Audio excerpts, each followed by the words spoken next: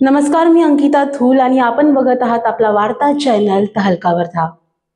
गर्दीच्या ठिकाणी दारूच्या नशेत ऑटो चालवणाऱ्या चालकाविरुद्ध वाहतूक शाखेने तातडीची कारवाई केली आहे। होय, काल दिनांक 11 ऑक्टोबर 2025 वर्धा शहरात बजाज चौकात ही घटना घडली। पोलीस अधीक्षक अनुराग जैन यांच्या आदेशानुसार वाहतूक पोलिसांनी गर्दीच्या भागात पायी पेट्रोलिंग सुरू केलं होतं। दरम्यान एएसआय धीरज पांडे आणि पोलीस हवालदार अनिल तिवारी हे पेट्रोलिंग करत असताना त्यांना एक ऑटो अतिवेगाने आणि निष्काळजीपणे चालवताना दिसून आला। पोलिसांनी तत्काळ ऑटो थांबवला। तपासणी दरम्यान चालकाच्या तोंडाला दारूचा वास येत असल्याने वैद्यकीय तपासणी केल्यानंतर हे स्पष्ट झालं की चालक दारूच्या नशेत होता।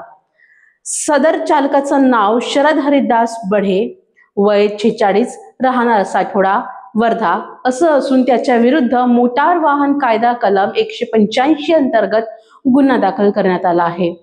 दारूच्या नशेत वाहन चालवणं हा कायद्याने गुन्हा असून त्यामुळे गंभीर अपघात होऊ शकतात। वाहतूक पोलिसांनी सदर MH31 DS 3895 क्रमांकाचा ऑटो जप्त केला आहे। वाहतूक शाखेने सर्व वाहन चालकांना आवाहन केलं आहे, दारू पिऊन वाहन चालवू नका। तुमचं आणि इतरांचं जीवन सुरक्षित ठेवा, सावध रहा, सुरक्षित रहा। अशाच इतर बातम्यांसाठी आपण बघत रहा तहलका वर्धा। धन्यवाद।